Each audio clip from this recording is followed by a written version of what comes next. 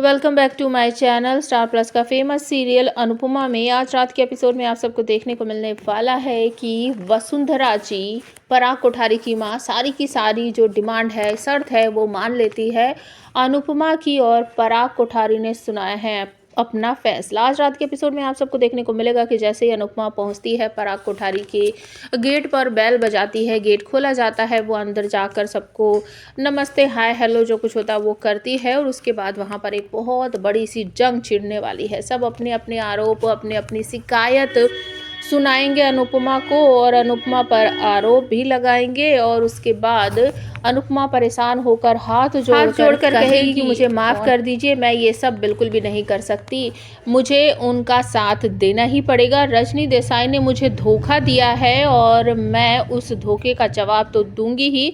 मैं हमेशा सच के साथ खड़ी रहती हूँ, इस बार भी मैं सच का साथ दूंगी। सभी लोग कह रहे हैं कि आपको ऐसा नहीं करना चाहिए, हम सड़क पर आ जाएंगे, हम कहाँ जाएंगे, कैसे जिएंगे। यहाँ तक कि राही भी इस बार अपनी माँ के खिलाफ हो गई है।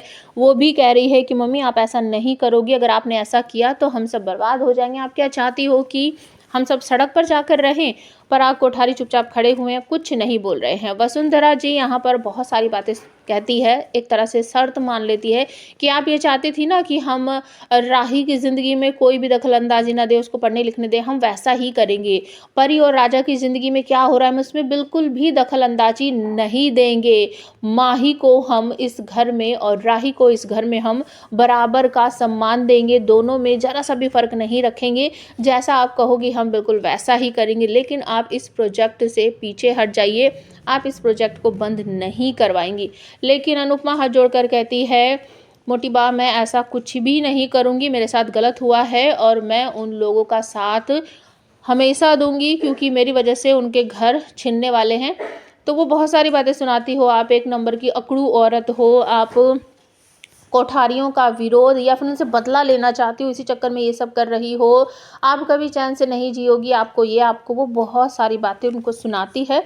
और उसके बाद जो गौतम गांधी होता है वो भी बहुत सारी बातें बोलता है। आपने प्रार्थना का रिश्ता मुझसे तोड़वाया, आपने मेरा बिजनेस ख़राब कर दिया, मेरा नाम ख़राब किया, अब इस घर को तो बख्श दीजिए।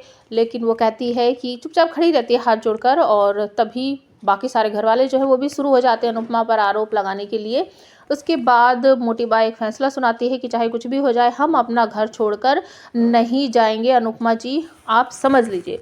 उसके बाद पराग परेशान होकर कहते हैं बस बहुत हो गया, सब लोग चुप हो जाइए। मुझे नहीं पता था यहाँ पर अनुपमा जी आने वाली हैं। मैंने इनके आने से पहले ही अपना जो मन था, अपना जो फैसला था वो कर लिया था और वो फैसला मैं आप लोगों को सुनाता हूँ। मैं इस प्रोजेक्ट में आगे काम नहीं करूँगा, मैं इस प्रोजेक्ट से आउट हो गया हूँ। तो सब कहते हैं कि मैं किसी भी लाचार मजबूर इंसान की बद्दुआ नहीं लेना चाहता। पराग कोठारी जमीन से आसमान तक का सफ़र फिर से तय कर लेगा।